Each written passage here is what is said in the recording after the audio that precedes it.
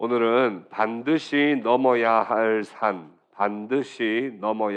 산이라는 제목으로 하나님의 말씀을 증거하겠습니다.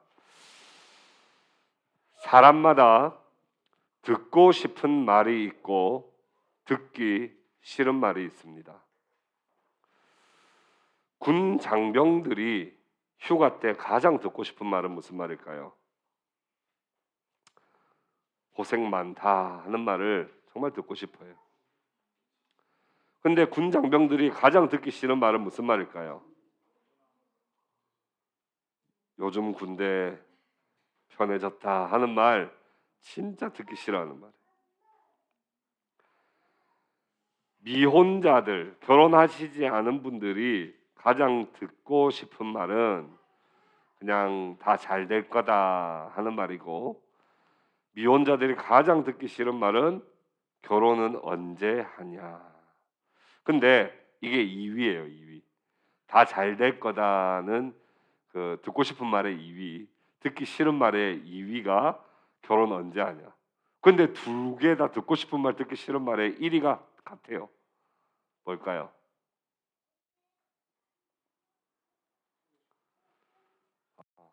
듣고 싶은 말의 1위도 듣기 싫은 말의 1위도 그냥 아무 말도 안 했으면 좋겠다.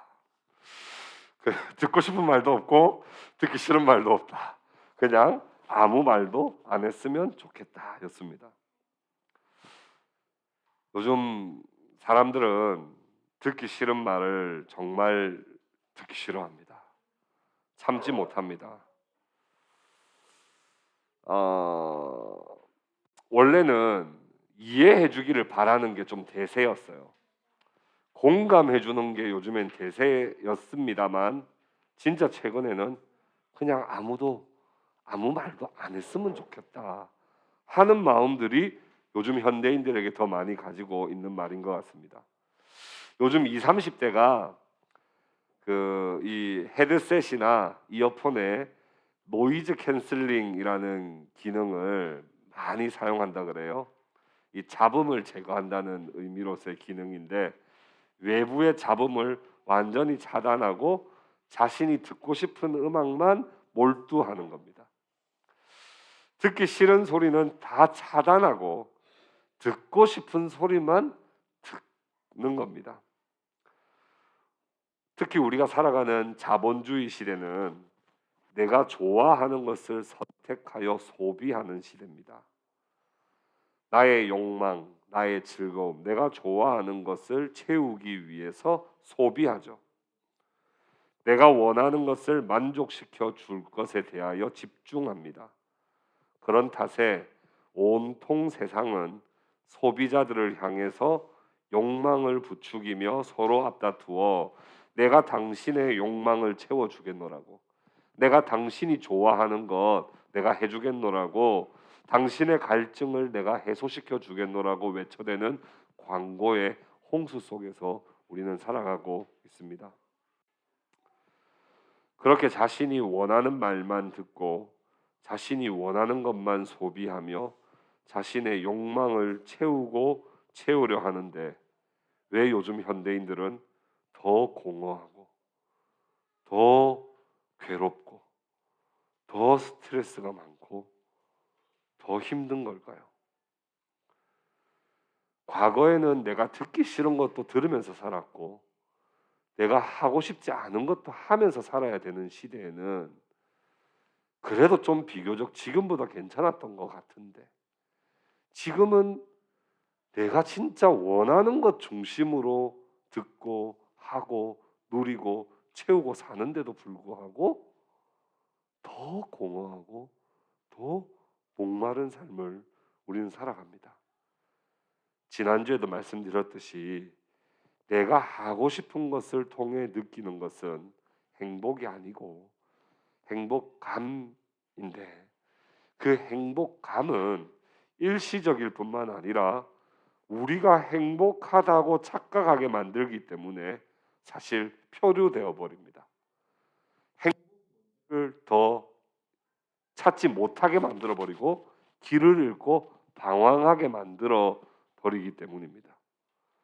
그래서 그 행복감에 중독이 되면 주종의 관계가 뒤바뀌어서 내가 원래는 이걸 원해서 소비하는 건데 내가 오히려 끌려다니게 됩니다. 이거 없으면 내가 못 살게 되어 버리는 것이죠. 이게 중독이라고 말씀을 드렸습니다. 이러한 공허한 인생, 허무한 인생, 실패의 연속인 우리의 인생은 욕망을 채우지 못해서 발생된 것이 아닙니다. 내 욕망을 더 채우면 조금 더 나아질 거야라고 생각하는 것은 잘못된 생각입니다. 우리가 욕망을 채울 만큼 채우고 있지만 더 공허한 이유는 다른 데 있기 때문입니다. 그 원인은 바로 죄의 문제입니다. 이 죄의 문제를 해결하는 방법 이외에는 우리의 그 공허함, 그 목마름, 갈증을 채울 수가 없습니다.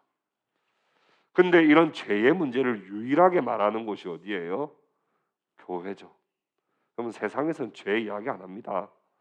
세상에서는 전부 다 우리가 좋아할 만한 것들을 이야기해서 그것을 소비하고 중독되게 만들지, 교회만 유일하게 죄에 대해서 말을 하는데, 사실 요즘은 교회에서도 죄에 대해서 말하지 않습니다. 왜요? 사람들이 싫어하기 때문에, 부담스러워합니다.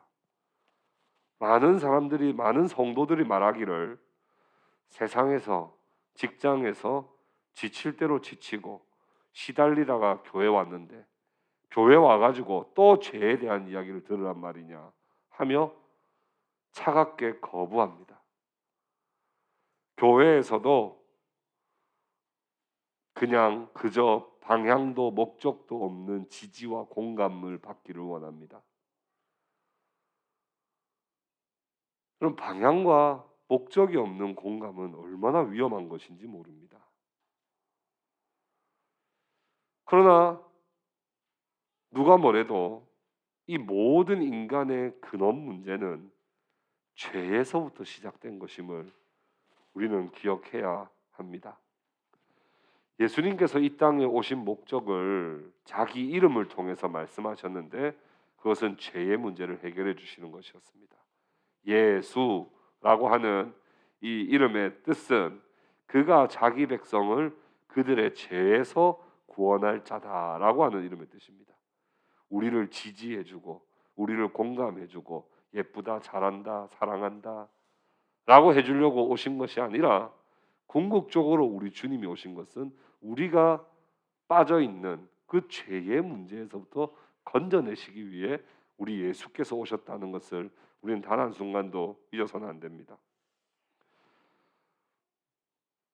마가복음 2장에 보면 중풍병자 한 사람을 예수님에게 데려와서 고쳐주시기를 간청할 때 예수님은 그 사람의 병을 고치기 전에 내 죄사함을 받았느니라 라고 말씀하셨습니다.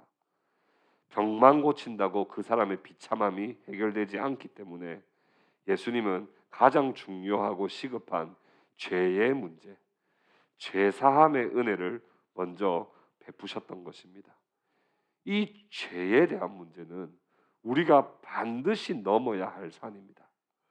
우리가 이 산을 넘지 않고서는 하나님 나라를 볼 수도 없고 누릴 수도 없고 경험할 수도 없습니다. 반드시 넘어야 할 산이 있다면 이 죄의 문제입니다. 가서 내 남편을 불러오라. 가서 내 남편을 불러오라. 주님은 말씀하셨습니다.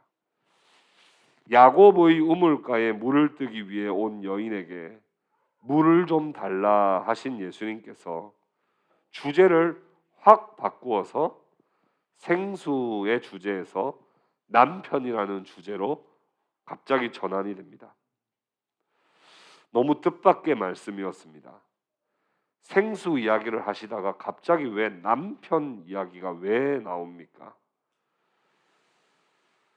그런 물을 내게 주사 목마르지 않고 물 기르러 오지도 않게 하옵소서라고 순종적인 마음으로 그 생수를 갈망했던 그 여인에게 갑자기 찬물이라도 끼얹듯 꺼내고 싶지 않은 남편 이야기를 예수님은 끄집어내신 것입니다.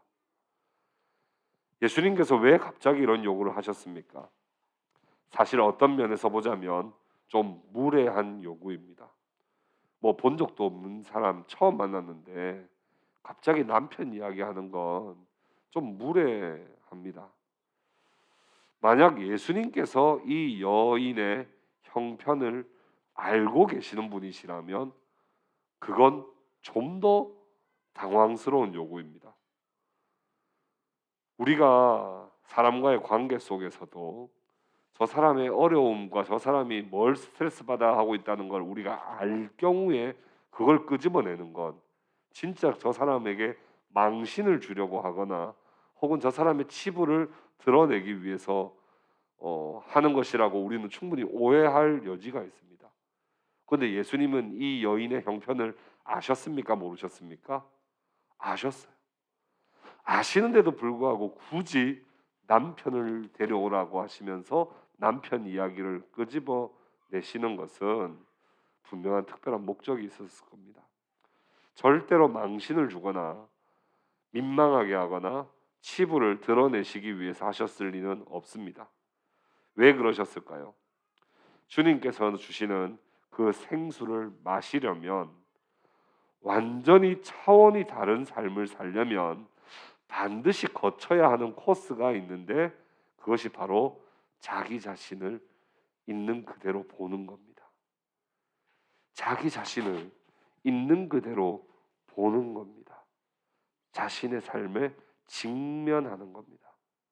내가 어떤 존재인지, 내가 지금 어떤 처지에 있는지, 지금까지 어떤 삶을 살아왔는지 자신의 실존에 대한 직면, 그 직면의 시간을 반드시 통과해야만 주께서 주시는 생수를 마실 수 있기 때문에 좀 무례해 보이기도 하고 좀 배려가 없어 보이기도 하지만 남편의 문제를 갑자기 가지고 오신 것입니다. 예수님께서는 이 여인에게 있어서 가장 꺼내고 싶지 않았던 주제, 가급적이면 숨기고 싶었던 주제, 내 마음을 우울하게 만들고 대인기피증까지 생기도록 만드는 불편한 주제인 남편에 대해서 예수님은 말씀하셨습니다. 그때 이 여인이 대답하기를 나는 남편이 없습니다. 예수님께서는 그녀의 대답을 들으시고 정직한 대답이라고 말씀해 주십니다. 그러면서 그 여인을 아신다는 것을 표현하시는데, 너 과거에 남편이 5이 있었는데 지금 함께 사는 사람은 남편이 아니니까 내 말이 옳도다, 그렇게 말씀하셨습니다. 사실 이 여인은 이미 이 동네에서는 좀 알려진 사람입니다. 그래서 언제든지 돌도 맞을 수 있는, 그래서 절대 비밀은 아닙니다. 그럼에도 불구하고 이 예수께서는 유대인이고 자기를 처음 만났는데 자기에 대해서 너무 잘 알고 계신다라고 하는 그 마음 때문에 이 여인은 솔직하게 말했던 것입니다. 저는 남편이 없습니다. 이 남편 이야기를 통해서 예수님께서 직면하게 하고 싶었던 것은 무엇이었을까요? 첫 번째, 부도덕함을 지적하고자 함은 아닙니다. 흔히 이 여인이 5명의 남편이 있었고 지금 사는 사람도 남편이 아닌 6번째 남자라고 하여서 매우 성적으로 문란했을 것이라고 그렇게 많이들 해석합니다. 그러나 이런 추측은 고대 근동 남성 중심 가부장적 문화에 배치되는 해석입니다. 당시에 이혼의 주도권은 절대적으로 남편에게 있었습니다. 따라서 이 한 여성이 음란하고 문란해서 이 남편들을 계속 바꾸어가면서 만났을 것이라고 생각하는 것은 좀 무리한 해석입니다. 예수님께서 만약 이 여성의 부도덕함을 지적하고 싶으셨다면 사실 그 부도덕함을 지적해야 될 대상은 그 남편들입니다. 왜냐하면 그 당시 남편들은 그냥 별 이유 아닌 것으로 자기가 주도권을 가지고 이혼을 시켜버릴 수 있는 권한이 있었기 때문입니다. 청소하다가 뭐야, 여기 머리카락이 왜 하나 떨어져 있어? 이혼해. 집 나가. 이렇게 하면 나가야 되는 그런 아주 어려운 처지에 있었던 이 여성들에게 부도덕함을 이야기하시기 위해서 예수님이 남편을 데려오라 말씀하신 것은 절대로 아닙니다. 그렇다면 왜 무엇을 직면시키게 하시기 위해 했던 것일까? 불경건입니다. 불경건. 이 불경건은 성경을 읽지 않거나 기도하지 않는 그런 단순한 의미가 아닙니다. 그녀의 삶에 하나님이 중심이 아니라고 하는 것을 말합니다. 하나님이 중심이 아니라는 거예요.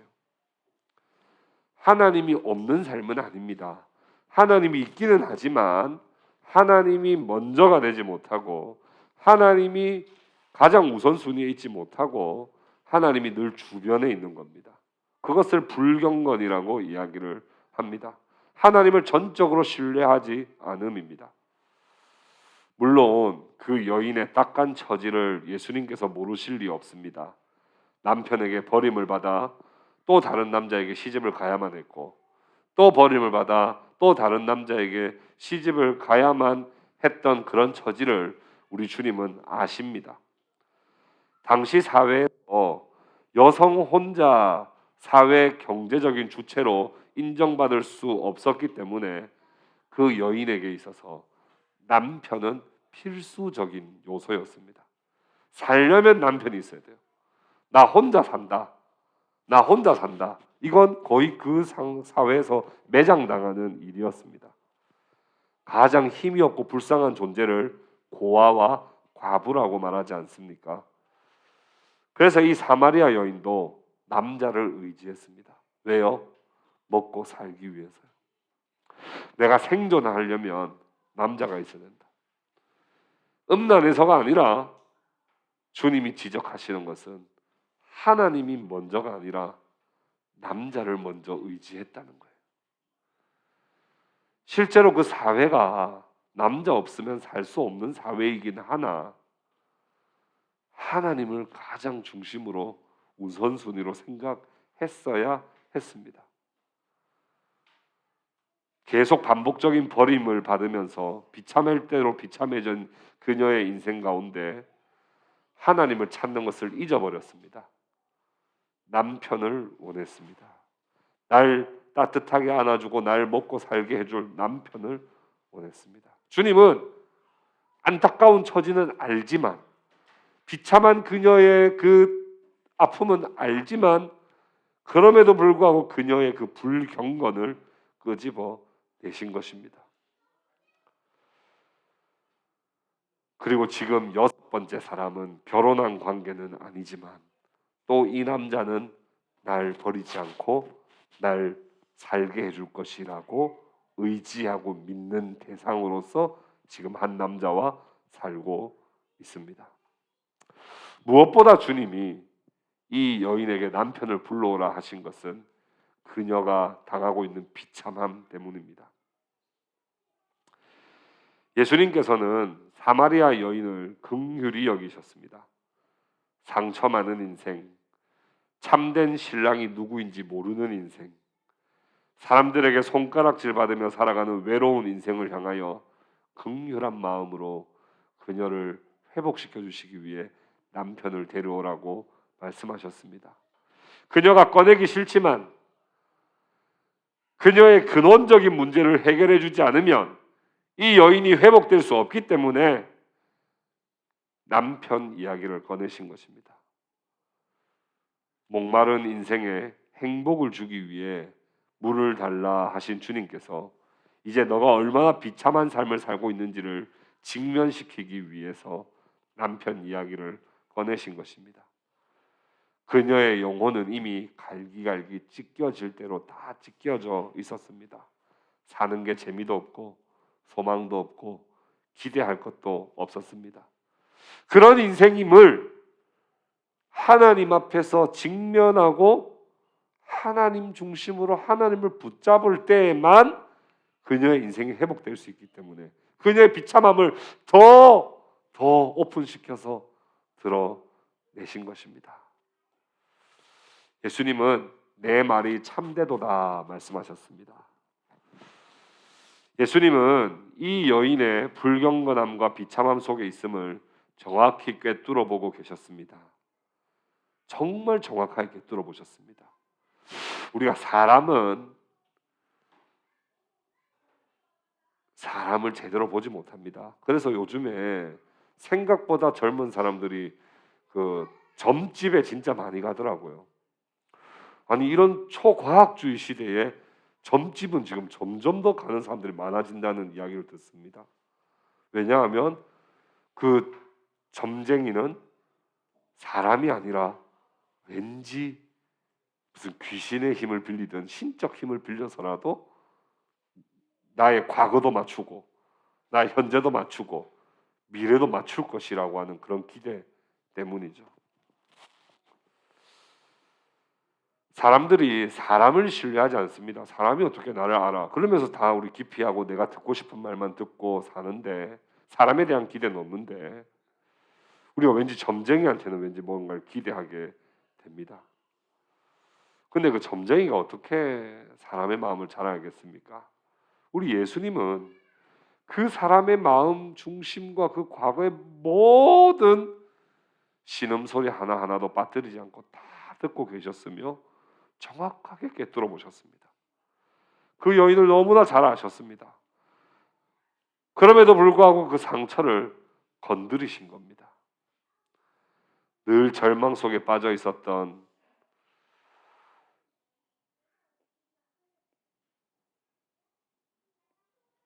그녀의 비참한 현실을 우리 주님은 직면시키시고 끄집어내셨습니다. 정죄하시기 위해서가 아닙니다. 수술하시기 위해서입니다. 폭로하시기 위해서가 아닙니다. 씻어주시기 위해서입니다. 영생의 물을 마시기 전에 반드시 자신의 영혼의 더러움을 씻고 영혼의 상처를 치유하게 해주시기를 원하셨던 것입니다. 마치 우리가 더러운 손으로는 양식을 먹을 수 없는 것처럼 양식을 먹기 위해서는 손을 깨끗하게 씻고 난 다음에 양식을 먹을 수 있는 것처럼 우리가 하나님의 그 신령한 양식을 먹기 위해서는 반드시 죄의 문제, 우리의 비참한 문제를 직면해야만 하는 겁니다. 사랑하는 형제자매 여러분, 예수님은 여러분들의 형편을 다 아십니다. 저마다 다 다르죠. 저마다 다 단 한 명도 같은 삶을 사는 사람이 없습니다. 우리는 다 다른 삶을 살고 있지만 우리 주님은 여러분들의 모든 것을 다 알고 계십니다.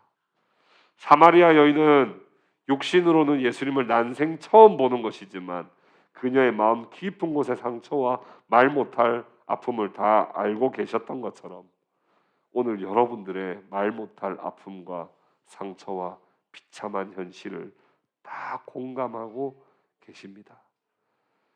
예수님께서 베드로를 만나셨을 때 처음 만났지만 베드로에게 이렇게 말씀하셨습니다. 내가 너를 시몬이라고 부르지 않고 이제 게바라 부르겠다. 처음 만났지만 즉흥적이고 좀 왔다 갔다 하는 이 베드로의 그 심성을 그대로 다 알고 계셨습니다. 나다나엘을 만나셨을 때 뭐라고 말씀하셨습니까? 처음 뵙겠습니다 라고 말하지 않고 내가 너 무화과 나무 아래에 있는 것을 보았다 이렇게 말씀하십니다. 우리 주님은 우리를 정확하게 보고 계세요. 정확하게 아십니다.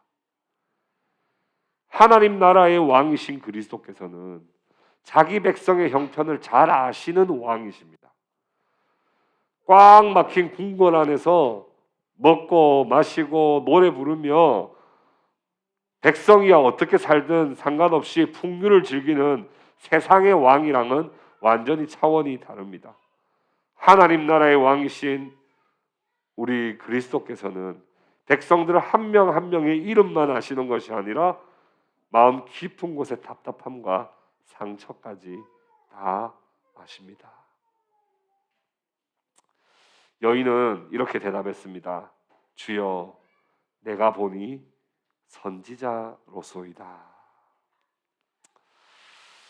주님께서 아무리 좋은 의도로 말씀하셨다 하더라도 일반적으로는 자신을 공격하는 것 같은 어투로 말하면 자연스럽게 방어 기제가 튀어나오게 돼 있습니다.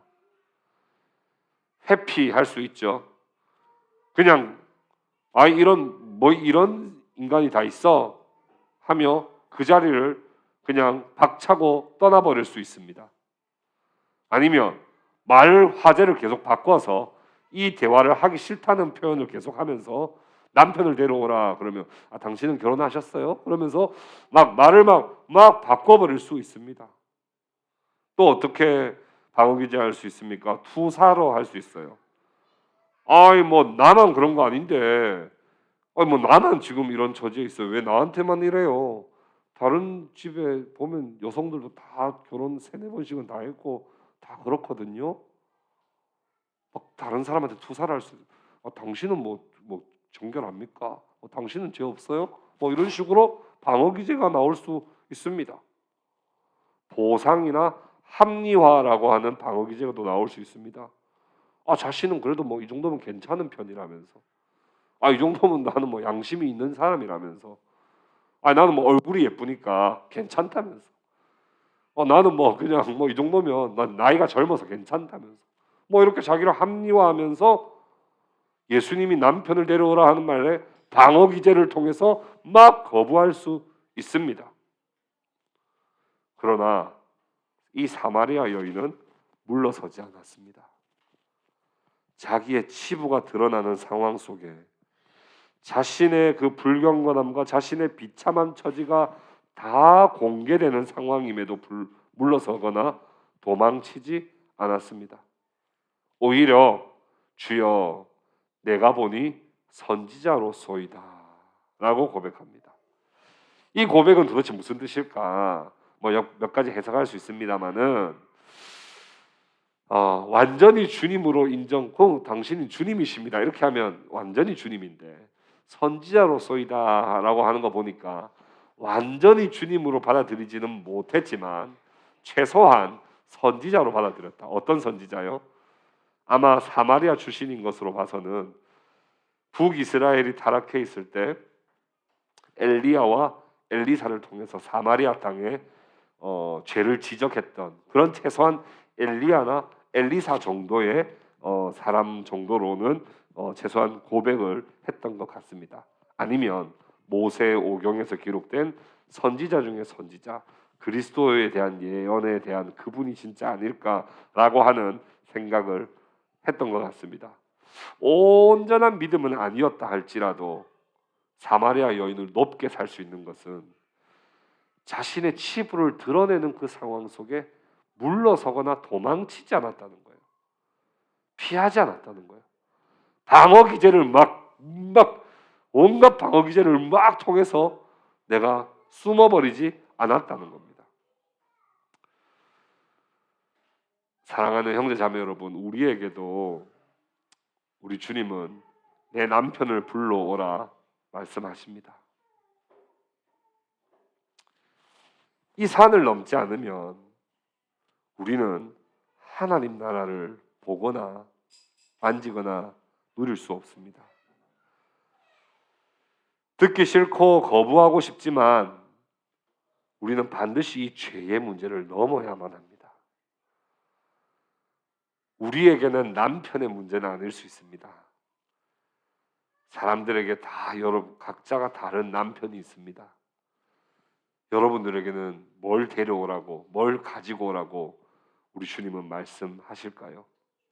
정말 내 안에 꺼내고 싶지 않은 상처, 아무도 모르게 지었던 은밀한 죄, 그 누구도 해결해 줄 수 없었을 것 같은 그런 은밀한 나의 내면을 우리 주님은 다 알고 계시고, 그것을 방어 기제로 계속 포장하고 살지 말고 그 문제를 주님 앞에 가지고 와서 그 문제를 주님 앞에 해결받고 정말 너가 자유를 참된 자유를 누렸으면 좋겠다. 우리 주님은 말씀하실 것입니다. 여러분 어떻게 반응하시겠습니까? 물러서지 말고 가지고 와서 수술해달라고 기도하시기 바랍니다. 저도 이제 낫기를 원한다고, 수십 년 동안 앓았던 이 병을, 이 비참함을 나도 벗어나고 싶다고 주님 과감하게 도려내 주시고 잘 깨워달라고 그렇게 반응하시기를 바랍니다. 하나님께서 여러분들을 정죄하기를 원하지 않으십니다. 하나님께서는 여러분들을 구하기를 위해서 독생자를 주셨고 피로 값주고 여러분들을 자녀 삼아 주셨습니다. 우리의 문제의 근원부터 하나하나 해결해 주실 것입니다. 말씀을 맺겠습니다. 하이델베르크 요리 문답에는 우리의 죄와 비참함에 대해서 말씀합니다. 기독교가 중심으로 생각하는 그 복음의 내용이 무엇인가라고 하는 것을 이야기할 때 하이델베르크 요리 문답은 세 가지를 핵심적으로 말합니다. 첫 번째, 나의 죄와 그 비참함이 얼마나 심각한 것인가를 알아야 한다. 이 첫 번째를 지나지 못하면 예수를 믿는 것이 의미가 없습니다. 형식적일 수밖에 없고 종교 생활일 수밖에 없습니다. 나의 죄와 비참함이 얼마나 심각한가를 알아야 돼요. 이게 성경이 말하는 중요한 주제입니다.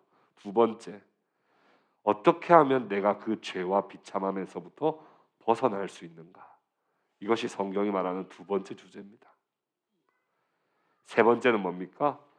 구원해 주신 하나님께 어떻게 내가 감사하며 살 것인가? 이 세 가지가 성경이 주요하게 말하는 복음의 중심적 내용이에요. 첫 번째, 나의 죄와 비참함이 얼마나 심각한가? 그 죄와 비참함에서 나 어떻게 벗어날 수 있는가? 나를 벗어나게 해주신 하나님께 어떻게 감사하며 살 것인가? 이게 성경 창세기부터 계시록까지 이 세 가지 주제로 관통한단 말입니다. 그런 점에서 죄와 비참함에 대한 이야기는 우리가 피하지 말아야 합니다. 죄와 비참함에 대해서 이야기할 수 있는 곳은 교회밖에 없습니다. 진정한 회개와 믿음과 소망에 이르려면 반드시 나의 죄와 비참함을 깨달고 직면해야만 합니다. 죄에 대한 이야기, 책망에 대한 이야기를 여러분 부담스러워하거나 피하지 마시기 바랍니다. 더 사모하시기 바랍니다. 그것이 우리를 힘들게 하는 것이 아니라 당장 그 순간은 고통스럽지만 진정한 위로와 평화를 주기 위한 필수 단계, 반드시 넘어야 할 산이라고 하는 것을 잊지 마시기 바랍니다.